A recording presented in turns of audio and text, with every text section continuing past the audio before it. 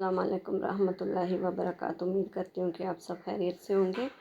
आज मैं बनाने जा रही थी चावलों वाला मास्क। ये बहुत ही अच्छा होता है और स्किन को बहुत अच्छी तरह से टाइट करता है, और जो ओपन हो जाते हैं पोर्स हमें फेशियल की वजह से, क्लिनजिंग की वजह से, उन्हें बहुत अच्छी तरह से ये बंद करता है। तो इसका जो होता है ना मास्क, वो बहुत ही फ़ायदेमंद होता है। आप यकीन करें कि इससे जिल्द इतनी ज़्यादा चमकती है और इतनी ग्लोइंग करती है ना कि आप खुद ही देख लेना।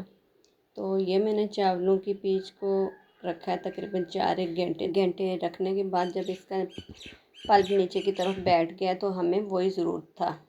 तो हमने इसके 3 चम्मच भर के लिए। तो आप जब भी बनाएं तो सबसे जो मेन चीज़ होती है ना, वो होती है मिक्सिंग। आप इसे अच्छी तरह से मिक्स करें। अब इसके बीच हम ऐड करेंगे ग्रेसलीन, क्योंकि जैसे मेरी स्किन थोड़ी सी ड्राई है तो मैं ग्रेसलीन ऐड करती हूँ। अगर आप में से किसी की स्किन ऑयल है तो ग्रेसलीन ऐड करें, वरना नहीं। तो इसके बीच मैंने आधा नींबू डाला है, आधा नींबू डालूँगी। और नींबू का ये होता है कि ये सही अच्छी तरह से हर चीज़ को क्लीन करता है, साफ़ करता है। तो उसके बाद हमने डालना है इसके बीच कॉफ़ी।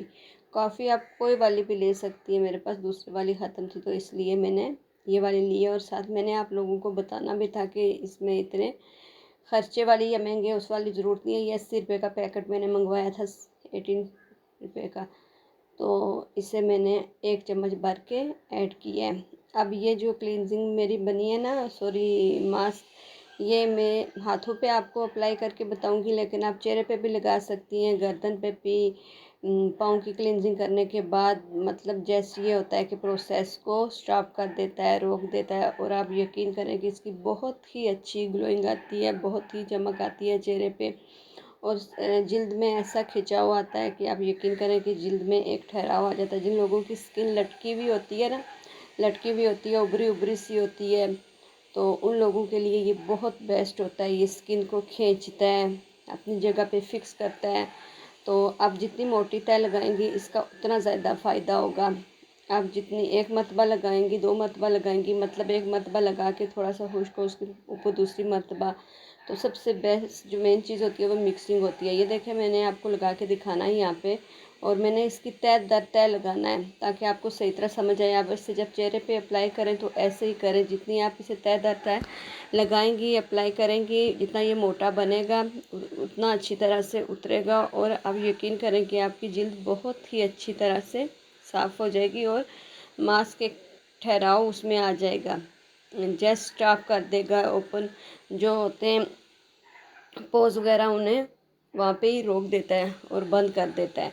तो इसके बहुत ही अच्छा रिज़ल्ट है। और सबसे बड़ी बात है कि ये होममेड होता है, खुद बनाई हुई चीज़ें होती हैं हाथों से, और बंदे को एक इत्मीनान होता है कि हाँ भाई हमने अपने हाथों से बनाई है, इसमें कोई भी केमिकल, कोई भी इस तरह की चीज़ नहीं है। हर चीज़ अपनी मर्ज़ी से देख सुन के डाली हुई होती है। बंदा जब अपने लिए कोई काम करता है तो उसकी कोशिश यही होती है कि साफ़ सुथरा और अच्छे से अच्छी चीज़ यूज़ करे। तो ये जो घर के टोटके होते हैं, आप यकीन करें कि ये बहुत ही बेस्ट होते हैं, और मैं तो अक्सर यही बनाती रहती हूँ।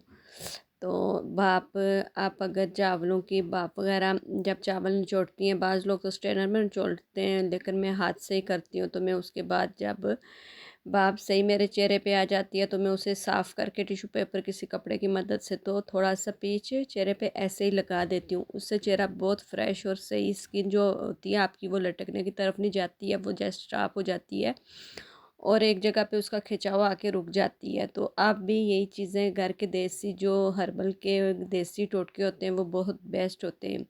और ये मास्क तो बहुत ही अच्छा है। आप यकीन करें कि आप 1-2 मरतबा बनाएंगे, आपको बिल्कुल सही तरह से फ़र्क महसूस हो जाएगा कि पहले आपकी जिल्द का क्या था तो अब क्या है। अब ये देखें, मैंने इसे अच्छी तरह से मसाज करने के बाद धो लेना है, क्योंकि मेरे पास टाइम थोड़ा कम ही होता है। इसलिए आप लोग चाहें तो इसे खुश्क होने तक जितनी आप तय लगा सकती हैं, जितना आपके पास टाइम है आप उतना लगा के तो जस्ट इसे उतार भी सकती है खींच के। तो मैंने तो मैं जो बाद में करना है कहीं फ़ारग टाइम पे इजी होके करती हूँ, तो इसलिए ये तो मैं आप लोगों को बताने के लिए बना रही हूँ, और साथ आप लोग खुद भी देखेंगे इसका रिज़ल्ट। हाथों का और चेहरे का बहुत फ़र्क होता है।